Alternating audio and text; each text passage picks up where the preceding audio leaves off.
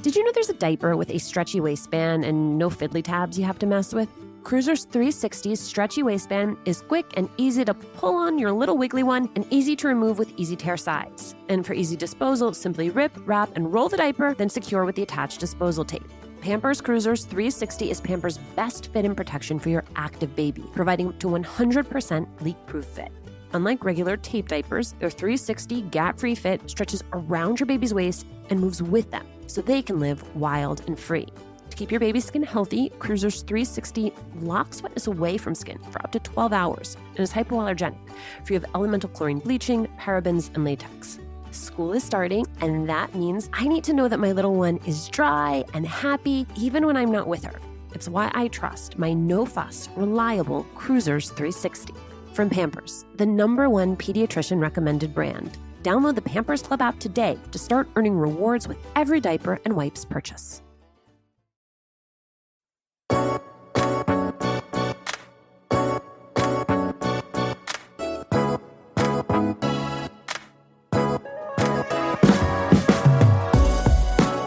Growing up in Ohio in a family of farm workers, Monica Ramirez was inspired to dedicate her career to fighting for farm worker women. Then in 2017, as women in entertainment began to take on sexual assault in their industry, Monica shared a declaration of support and solidarity on behalf of women farm workers that would shape both the Time's Up movement and the course of Monica's own life.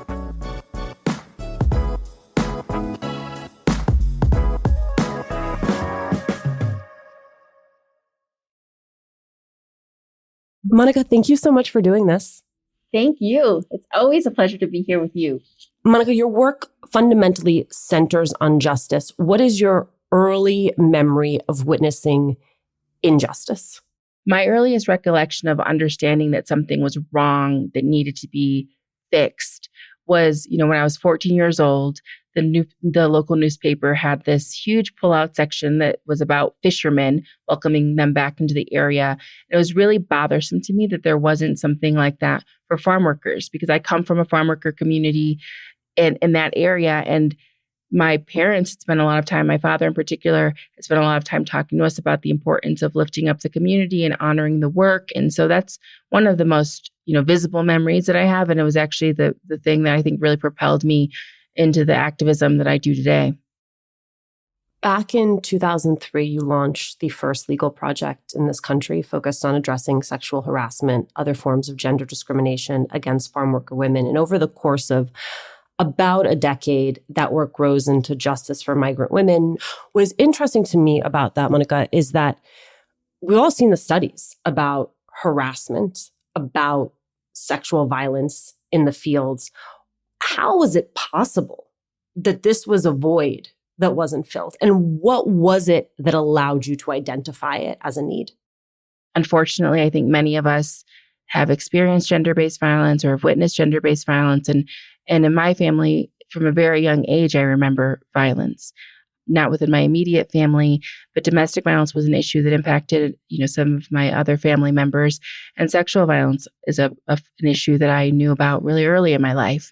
I think the void that you're talking about, it was because issues like gender-based violence, issues like sexual violence, those are not issues that people want to deal with.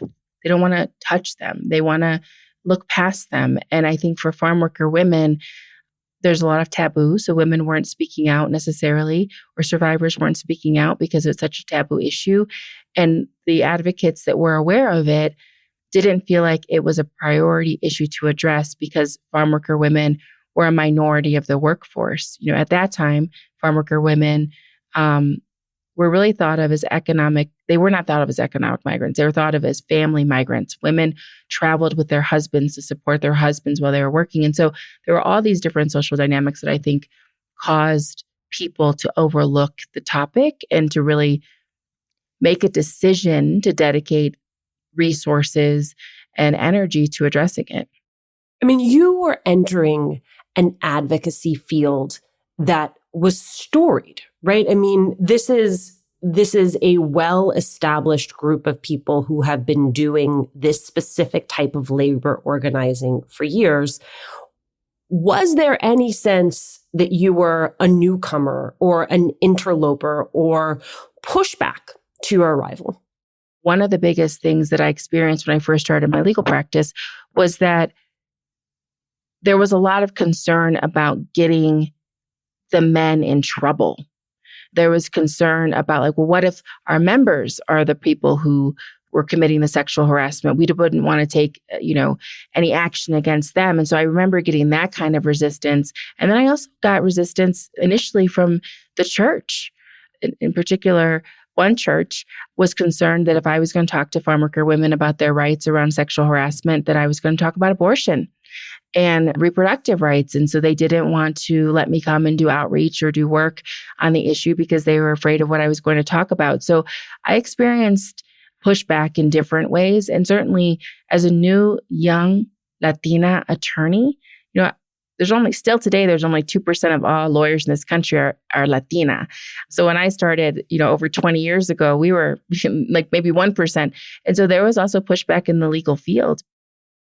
Monica, I was doing something that I often do when I am preparing for these conversations, which is I reached out to all of our mutual friends to be like, well, what do I need to ask Monica? Or what is the context that I need for Monica that I'm not going to get in an article? And someone who loves you very much, but is also deep in this work, said to me, you have to understand, Monica is one of the catalysts of Time's Up. It would not have happened without her. So 2017, the effort is gaining momentum in Hollywood. You write what would become a game-changing letter on behalf of women farm workers. And I want you to just read this one part of it. We do not work under bright stage lights or on the big screen.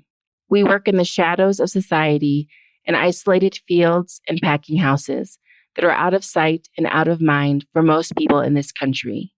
Your job feeds souls, fills hearts, and spreads joy. Our job nourishes the nation with the fruits, vegetables, and other crops that we plant, pick, and pack. Did you know that there's a diaper with a stretchy waistband and no fiddly tabs you have to mess with? Cruiser's 360's stretchy waistband is quick and easy to pull on your little wiggly one and easy to remove with easy tear sides. And for easy disposal, simply rip, wrap, and roll the diaper, then secure with the attached disposal tape. Pampers Cruiser's 360 is Pampers' best fit and protection for your active baby, providing up to 100% leak-proof fit. Unlike regular tape diapers, their 360 gap-free fit stretches around your baby's waist and moves with them so they can live wild and free. Cruiser's 360 locks wetness away from skin for up to 12 hours, and it's hypoallergenic, free of elemental chlorine bleaching, parabens, and latex. We as a family are constantly on the go, out the door, and fall is my favorite time of year. Give me all of the pumpkin patches. I want to know during the time that my little one is dry and happy. That's why my on-the-go bag always has an on-the-go, no-fuss, reliable Cruiser's 360. From Pampers, the #1 pediatrician recommended brand. Download the Pampers Club app today to start earning rewards with every diaper and wipes purchase.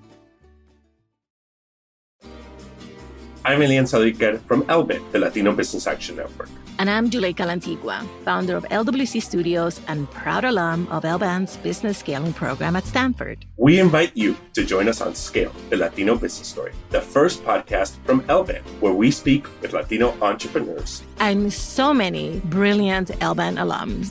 They talk about starting out, pivoting, and innovating in their fields.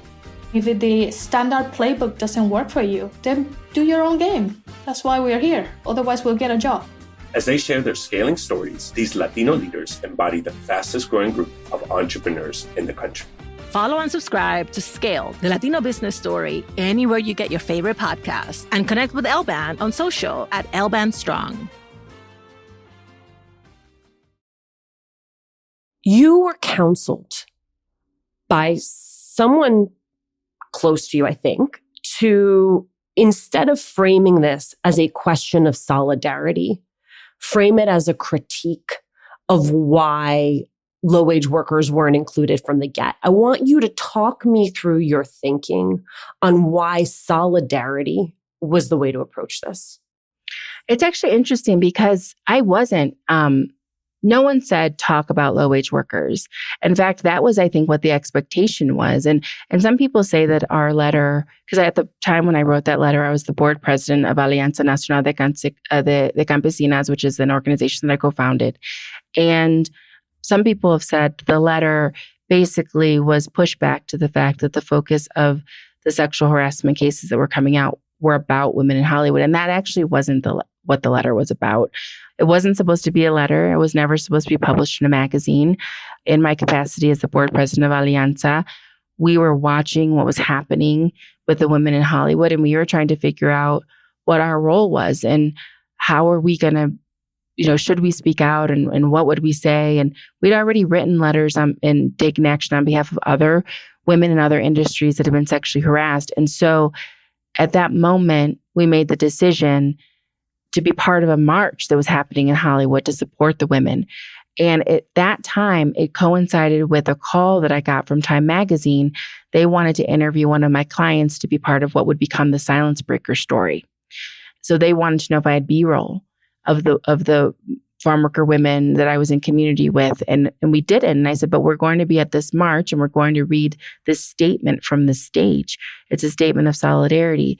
Maybe you should go there and you should cover it. And the reporter said, send me what you've written. And so I sent it. That was a Tuesday or Wednesday. It was a Tuesday. And by Thursday, she wrote back and said, don't do anything with that. We're going to publish it. And they published it on Friday. So it was actually written as a statement of solidarity that was meant to be read from the stage. And I think that's really important for people to know that, because it wasn't about us saying like, hey, we have it worse, or hey, you've forgotten about these other people, or, pay attention over here. It wasn't that at all. What we understood from our organizing was that at that particular moment in time, these women were starting to experience backlash and retaliation. And we understood that if people didn't start speaking out in favor or in solidarity with them, that the likely consequence was that they were going to be shut down and the conversation would have been over and nobody would have been able to, felt like they could come forward. It also has the unintended consequence, that letter, of catapulting you as a public figure. And I wonder what the learning curve has been on that. I'm becoming a person who not just, does the work, but is the face of the work. I mean, it's been really difficult, to be very honest with you. You asked earlier about sort of pushback. I actually got a lot of pushback after this happened, and people were upset that I was getting a lot of attention because of the letter, because of the work. People made comments to me, or they made comments to other people who I know who came to me and said, hey, we want you to know that this happened. I remember this one woman came to me and she said, I was in a meeting, and it was probably like a week or so after the Golden Globes had happened. And she said, I was in a meeting and there were people talking about the fact that you went to the Golden Globes and they're upset about it because they said it wasn't your turn. And I remember just being like so heartbroken and shocked, right? Because essentially to be questioned in a way that was about like, was I about the work or was I about sort of this new media attention that I was getting? That was really painful for me. And that took a lot of adjusting because we were trying to manage a moment that was so huge. I mean, the speed at which things were moving when Time's Up launched, just all the different conversations and events and media and just so many things were being thrown at us. And at the time, Alianza was not funded. So there was also this reality that we were trying to organize and do this work at the level that we were doing it at with no financial support. People who know me well understand that my life basically changed overnight and not with a lot of control on my part. And that meant change for my entire family. At the time, my son was 4.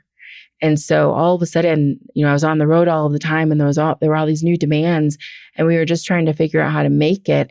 The story that people were seeing was what was happening and the media interviews, like in the news articles, and everything looked really packaged and polished and pretty. But on the background, there was a lot of just trying to, of honestly managing the chaos and figuring out how to take this opportunity to finally bring awareness to an issue that many of us had been organizing around for years and years. And how did we do it before the window closed? We were really, I think many of us who were deep in it, in the work, we felt like we were racing against a clock. And that was a lot of pressure. Some of what I was managing on a personal level was just figuring out like, how do you keep your life going while it's completely changed and keep the work moving in a way that actually is going to make a difference?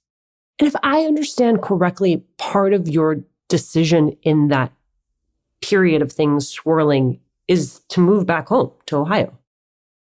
Yeah, I moved back home. I actually, at the time when everything kind of blew up with Time's Up and with the letter, I had 2 other jobs in DC that I was doing. And I left those 2 jobs so that I could manage all of the work that was happening. And then I moved home. I moved home, though, not just because I needed additional support. I certainly am so grateful because my parents are there. My family has been so supportive since we've moved back. But we moved back because there was a major immigration raid that happened in June of 2018. And the last day of school near the community where I live, there were 100 children that were left without parents in one day. And then later that week, there was another major immigration raid. And I was trying to organize from DC to help on the ground because there wasn't a lot of organizing infrastructure where I'm from. And it just became apparent that it needed to happen on the ground and I needed to be in Ohio. And so we moved, basically in 1 week, we picked up all of our things and we moved back home and got to work there. I think this is true of a lot of people who do grassroots organizing or organizing in general, which is you are required to toggle between the people you serve and elites. And so we are talking about code switching at like level 10 code switching. Yes. And like, sure, yes, most of our Latina to Latina listeners have been doing that their entire lives, but you are doing it at like a PhD level. And I wonder, how do you both show up in your community in a way that is authentic and then show up on a red carpet or in an organizing meeting where, most of those people live in $1 million mansions? Yeah, you know what? The way that I show up is like every person is a person, no matter where they live or how much money they have. And I think that actually one of the things that has helped me create some really important and strong relationships with some of the folks you're mentioning, like the very well-known people, is I just treat everyone the same. And because I need to always be grounded in my community. And so that is where I live. And that is where I always try to stay. And no matter who I'm meeting with or speaking to, that is my framework. But yeah, of course, when I'm on the red carpet or when I'm doing a high-level media interview, when I got to speak at the UN, like there are changes that you have to make. There's like a certain way you have to approach those things. And my goal is to just always show up authentically. And I hope that translates. It does. It's an extraordinarily hard thing to do. Like someone was joking, like, yeah, no, Monica, I'll go to Davos, but you'll like take the bus to get there. We have a very good friend and we were leaving from the same place. We were heading to the same place. And because whenever I travel, I try to, I'm trying to guard all of our limited resources. So I like travel on the last seat of the bus, right? Like the cheapest ticket available, what have you. And so our good friend she was like, Monica, she was giving me advice about this because I think I arrived something like 10 hours later because I went on a plane that had like 3 stops or something. And she was like, okay, let me have a talk with you about that. Well, I want our listeners to understand this because I think it is a tension that shows up a lot, especially if you didn't have money growing up, which is that even, we talk a lot about sort of how you guard your personal finances. But if you are the steward of an organization's finances, a lot of those same issues show up. That's right. And you know what? That's actually been one of the most important learnings of the last couple of years is I have to figure out, like, how do I maximize on all sides? But in that efficiency, I also have to take care of myself. Like, okay, what is the cost of this? I'm still working on it, but those are the kinds of calculations that we need to make, not necessarily like what is the cheapest way that I can do this, but what is the real cost of this and how do we do it in a way that's sustainable? To me, it feels like the work you had done up until Time's Up and then Time's Up, and then the work that you are now doing, sort of the work at Latinx House, which I want you to talk about, to me, it feels like a pivot. And I wonder if it feels like a pivot to you or just a very natural extension of the work you've always done. I feel like I learned a new tool and I'm now using that new tool for my work, right? The change with Time's Up is it brought my work more to the mainstream. I'm still doing rights-based work. I'm still building power. I'm still trying to advance policy change, all those things. But the difference is now the tool that I have that I didn't have before is narrative. So the Latinx House, for folks who don't know what it is, it's an organization that was created to celebrate the excellence of the Latinx community and focus on the representation of the Latinx community. A lot of our work is about narrative. I believe in this country, there's a narrative about the Latinx community that says that we are takers, that we take jobs, we take resources, we take opportunities. And the truth is we are givers. We give opportunities, we create jobs. The reality is our community faces some of the biggest gaps. We have the biggest wealth gap. Latinas have the widest pay gap.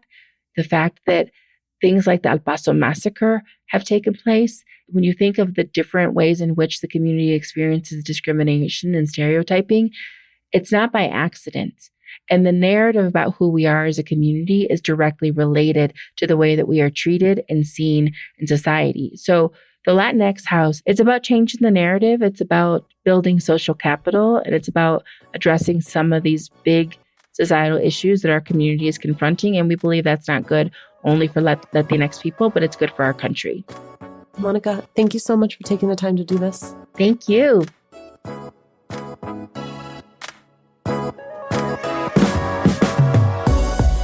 Thank you, as always, for listening. Latina to Latina is executive produced and owned by Juleka Lantigua and me, Alicia Menendez. Helena Velasco is our producer.